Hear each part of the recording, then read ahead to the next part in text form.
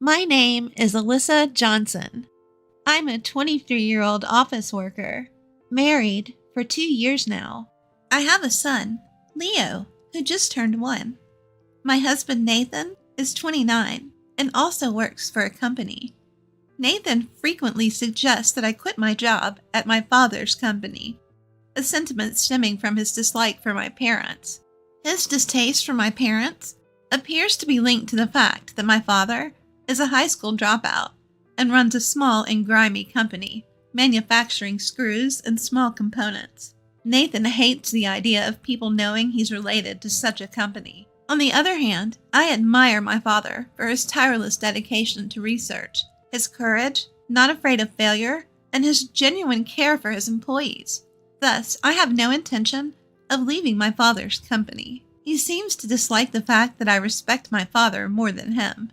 One morning, while having breakfast with Nathan and our son Leo, Nathan brought it up again. Alyssa, you should really think about getting a job at a bigger company. Considering you graduated from a prestigious university, you're beautiful, and I want to brag about you at work. But I can't, because your workplace is awful. And honestly, I earn enough for us. Why don't you consider becoming a housewife? This conversation has been over and over again. Every time it comes up, I repeat the same answer, that I will not quit my father's company. Typically, these discussions conclude with Nathan making threatening remarks to me like, "You're the only one in the world who doesn't listen to me." or, "If you keep this up, it's going to be harder for us to stay together." after this, he usually leaves, but it doesn't end there. Following these discussions, Nathan often does something to upset me and then gloats. "Still, won't you listen to me now?" While I can't say divorce is out of the question, I can't bring myself to do it. Both our parents get along so well and love Leo so much, it would break my heart to upset them. My father and father-in-law are good friends, going golfing and fishing together. My mother and mother-in-law also get along very well, frequently going to art exhibitions together. Both sets of parents adore Leo and have provided him with a loving environment that I wouldn't want to take away. Regardless, my love for Nathan has faded away. I don't even like sleeping in the same bed with him. Since Leo was born, I've been sleeping in the child's room with a lock on the door. The reason I added the lock was that Nathan would come into the room while I was sleeping with Leo and start complaining about my father's company. Leo was scared and cried due to Nathan's loud voice in the dark. Since then, Nathan has stopped coming in at night, but I still lock the door just to be safe. As for the harassment I received from Nathan this morning for refusing to quit my father's company, it was as always, just as petty. Despite dinner being ready, he didn't come home. Instead, he went to a night bar with colleagues and sent me a photo of him with a big smile, his face close to one of the female staff.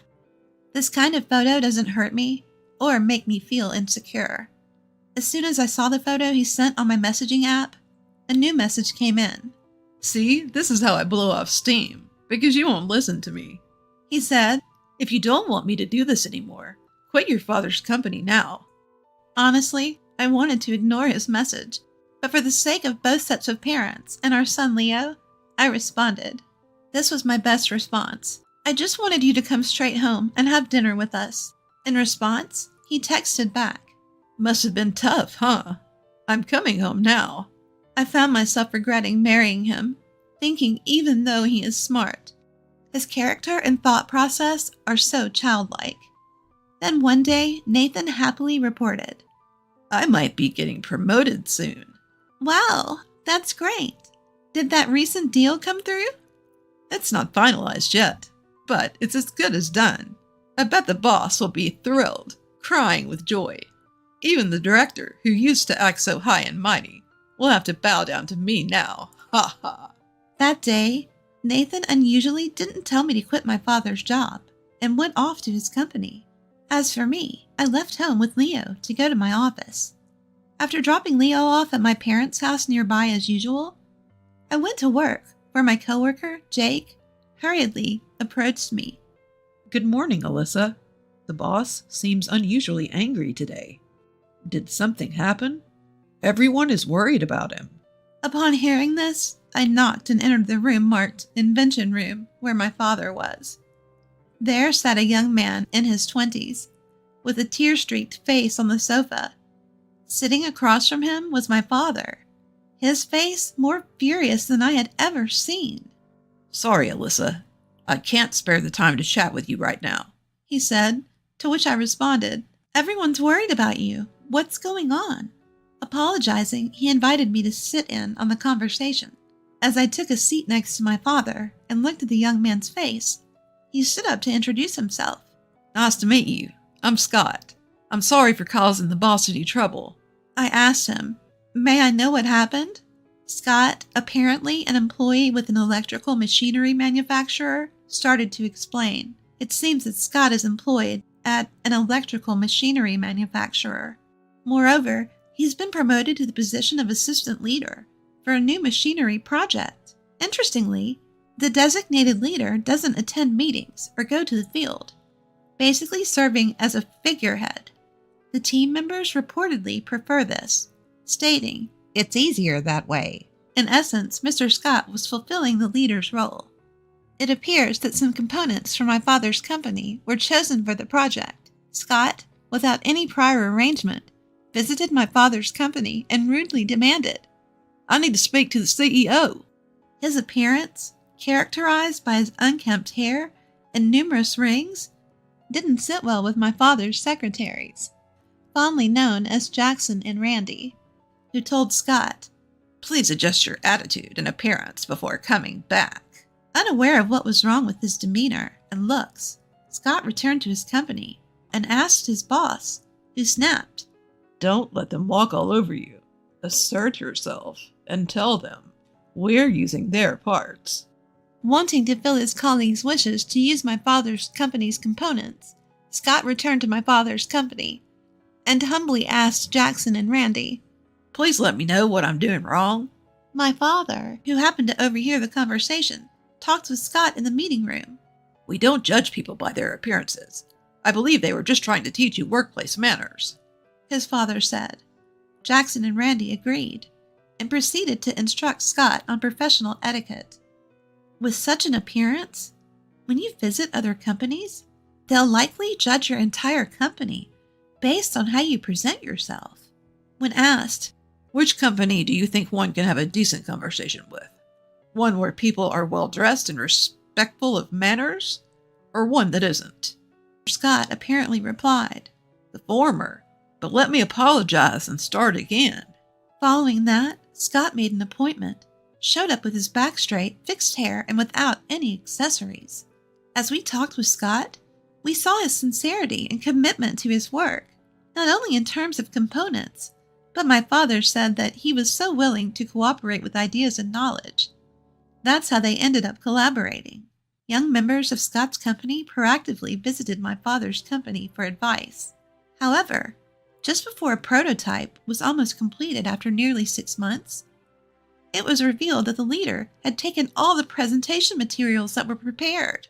Not only that, but the assistant leader was removed, and a young female employee who he favored was promoted.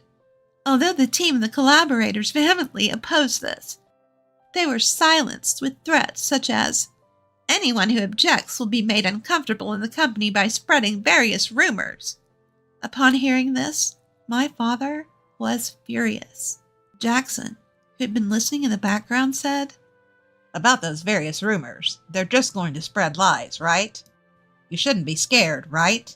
However, the reason the assistant leader was removed was apparently because he reported a violation of working hours to the HR department.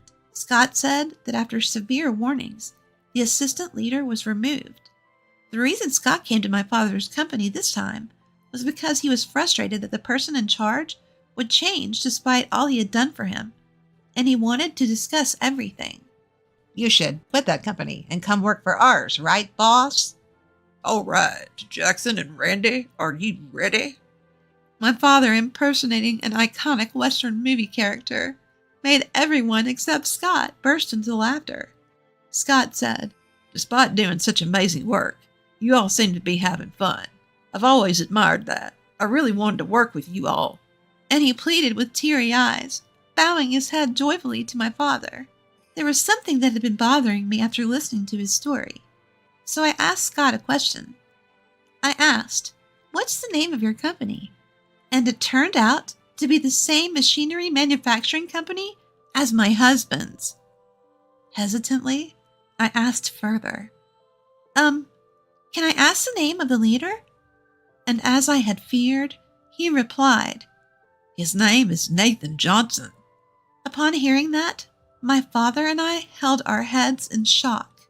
After a brief silence, Randy said, "Ah, I knew I'd heard that name before. It's Alyssa's husband." I said, "Scott, I'm sorry, that's my husband."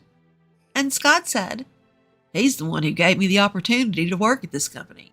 So I'm actually grateful to him now."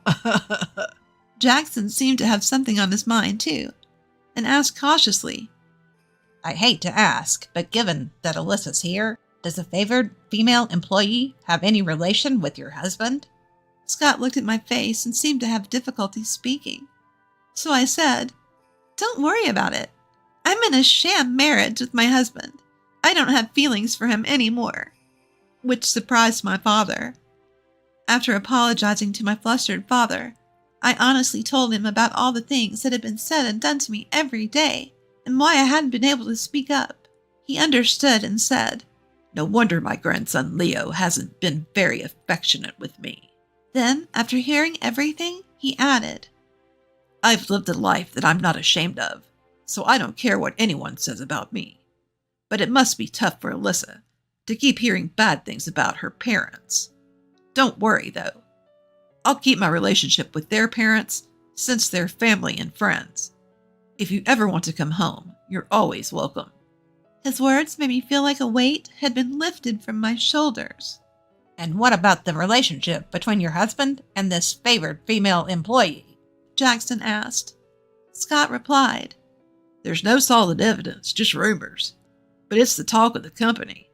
Several employees have seen the two of them coming out of meeting rooms or document rooms. A few employees have even seen them going out for lunch together." At this point, Randy began making a phone call. Hey, I have a case that I'd like you to investigate. Can you come to the office right now?" After hanging up, he said, "I'm going to have a friend of mine at the private detection agency look into this." Now, Jackson started to make a phone call as well. Hello? I need a lawyer who specializes in divorce due to infidelity. Oh, you can? Can you come to the office right now? Thanks. As Jackson and Randy made progress on their calls, my dad said, "Your greatest strength has to be your ability to take action." He was laughing as he watched the scene unfold. Scott also offered to keep a careful eye on the two of them. For the time being, everyone returned to their workplaces to get back to work. My father, too, expressed his concern to the worried employees, saying, "I'm sorry for the concern, but it looks like we can laugh about it now. My apologies for causing worry, and thank you, as always." Hearing this, smiles returned to the faces of the employees, and the usual lively atmosphere was restored in the workplace. My father came over to me and asked, "May I discuss the recent events with your in-laws?" To which I replied, "I just want you to tell them to continue visiting and showing affection for Leo, as I always have." By early afternoon, a private detective and a lawyer arrived to discuss our future course of action in the planning room. The contents of this meeting were then shared with everyone present. It was decided that Jackson, who had returned to the company, would convey the details of the discussion. After work, when I went to pick up Leo from my parents' house, I explained the situation from my own perspective, apologizing for my inability to reveal my husband's true nature. I felt as if I had trampled on the feelings of my parents, who believed we were living happily. My mother, far from being upset, seemed thrilled, declaring, "Now we need to prepare a room for my daughter and grandson." She had not missed the disdainful look my husband had given my father's company the first time he saw it, and suspected he was not a good man. I wish you had told me sooner. The next day, it appeared Jackson received a phone call on his smartphone from Scott. Scott had submitted his resignation, informing the company he intended to spend his remaining time on miscellaneous tasks and transitioning his responsibilities without taking any paid time off. The company accepted his resignation. However, all the members of the project team reportedly visited the HR department to state, "We have all violated the company's work rules like Mr. Scott, so please discipline us as well." Upon seeing resignation letters in everyone's hands, the HR department was thrown into a frenzy. My husband had already left home by the end of regular working hours, so a meeting was held in the large conference room between the company president, department heads, and the remaining project members, including Scott. There it was stated that my husband, who was the team leader, had not attended any meetings or been present at work, and had, in fact, not contributed at all to the project. Further, it was reported that when he learned that the presentation and required documents had been completed by the entire team, he took all the credit, removed Scott from his position as deputy leader, and replaced him with a female employee he favored. The company president reportedly expressed deep regret if this was indeed true. At that point, Scott suggested that no drastic action be taken until all evidence was gathered. The reason he gave was that as the sister-in-law of one of the company's clients, they were also conducting an investigation using a private detective, and it was proposed that nothing be said to my husband without evidence. The company agreed to wait until the evidence was collected, and then to question my husband before deciding on disciplinary action. They asked the team members to hold off on their resignations. Unaware of these serious events, my husband, who usually comes home on time, returned home around 9 p.m. after Leo had gone to bed. He began ranting about how useless everyone else was, boasting about how he had been working overtime to make the project a success. He thought everyone was just jealous because he was going to be promoted to department head after the project's success. Knowing the truth, I couldn't help but chuckle at his delusions. In his good mood, I gave him a few compliments, which I didn't really mean. He seemed to enjoy picturing himself as department head, being looked up to and envied. My husband kept grinning. The next day at work, Scott's plan was put into action. All team members began to continuously praise my husband. "Mr. Department Head, not quite yet. It seems the CEO is very hopeful about this project. How can we become competent men like you, Mr. Johnson?" Continuously showered with such compliments, my husband was thrilled and in a constant state of excitement. His guard seemed to be dropping.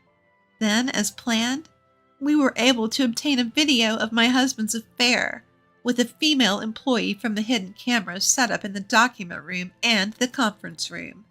In just 5 days, a ton of evidence of his infidelity had been collected by both the detective agency and Scott.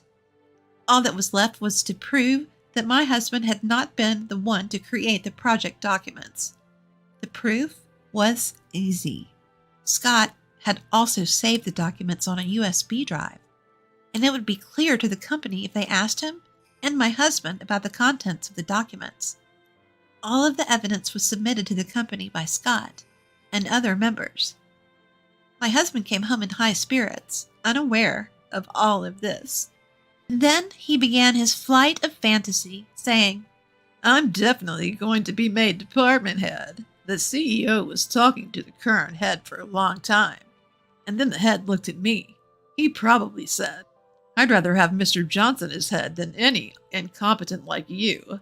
He then continued his fantasy talk. "With this, the gap between your father's company and mine will widen even more. You should quit your job and become a full-time housewife. You'll be the wife of a department head," he said. I replied loudly, seemingly angry. "Your parents will be mad if they knew you were mocking my parents. You know they're good friends. I take pride in my work and enjoy it. I will absolutely not quit." My husband got angry and said, "Never invite your parents to our family events. If you don't like it, get out. I'll have women flocking around me as soon as I become department head." When I asked, "Are you sure about this?" he replied, "What do you mean? Don't contact me again." So I responded, "All right, I'll leave." And I had him sign the prepared divorce papers. The next morning, I saw my husband go to work in silence, and then I called my father to help me move. As my father, company workers, and I were loading our belongings onto a truck, my in-laws arrived saying, "We came to help." My in-laws apologized to me, and I apologized to them. "Thank you for letting us be Leo's grandparents. Our idiot son is disowned. We're counting on you from now on, Alyssa." As they both bowed their heads, I held their hands and said, "Thank you," while also bowing my head. My father said, "Let's hurry up and move so we can relax at home." to which my father-in-law responded, "Let's do that," and continued helping with the move. The move went smoothly, and in front of my parents and in-laws, I showed them the signed divorce papers and explained that I was getting a divorce from my husband. My in-laws apologized repeatedly, but my father responded, "Let's continue to get along, Ken," and playfully patted my father-in-law's knee. My mother said, "Mary, let's continue to do embroidery together. There's an art exhibition next week. Let's go," and playfully patted my mother-in-law's knee. My father said, "Ken, Mary, why don't you stay at our house tonight? Let's have a drink," and brought out some drinks. My father-in-law said, "Thanks. We'll take you up on that offer tonight." and my parents and in-laws got along even better. Not wanting to get in the way, I decided to go to Leo's room and go to sleep. The next day, my husband was called into a conference room by executives like the CEO and department head. In addition to the executives, Scott, the team members, and the female employee he had an affair with were also there. The hearing for my husband was conducted by the CEO himself. First, he was asked if he intended to claim the project as his own without participating in it and stealing the documents when they were completed. Since Scott and the team members were present, it seemed he couldn't make any excuses. The CEO, growing impatient with my husband's silence, demanded loudly, "Well, what do you have to say?" My husband, it seems, quickly admitted to his actions. Next, he was asked why he had removed Scott from the sub-leader position and replaced him with a female employee. My husband responded, "I thought she was more capable than Mr. Scott." but the department head retorted, "Are you saying the lady who does nothing more than serving tea and making copies is more capable than Mr. Scott?" My husband bit his lip, lowered his head, and fell silent. The CEO then exclaimed, "The real reason is this, isn't it?" and proceeded to project still images from the video footage taken in the conference room and the document room. Both my husband and the female employee, Alice, turned pale. When the CEO asked Alice, "Miss Ford, what is the meaning of this?" Alice responded unabashedly, "Mr. Johnson said that if we were together, he'd make it easy for me to earn my salary. Besides, I have a boyfriend, so I wasn't serious about being with him. I just thought of it as part of the job." My husband was infuriated by her response, exclaiming, You had a boyfriend, you cheating woman. You've ruined my life." "You have a wife too, Nathan. Don't get mad at me," Alice retorted, and a quarrel ensued. The CEO fed up and announced, "The fact-checking is over. I'll inform you of the disciplinary action later. Until then, Mr. Johnson and Miss Ford, you're both suspended and should stay at home." With that, he left the conference room, and everybody else quickly followed suit. As a result, my husband was reassigned to the menial job of sorting documents in a basement, what's commonly referred to as a useless department at the company. Alice, after her boyfriend found out about her affair, had a hard time at the office and eventually chose to resign as well. A lawyer had prepared an agreement for them to sign, and my husband was to pay me $3 million and Alice $2 million as consolation money. They both ended up taking loans from consumer finance companies to cover these payments. Moreover, I had my husband agree to pay an additional $5,000 per month for Leo's child support. A few months later, my husband, who had been disowned by his parents, was working 2 jobs, at a convenience store during the day and as a security guard for a parking lot at night, and living alone in an old apartment. Someone who saw him said he looked as if he was about 60 years old. He had aged so much.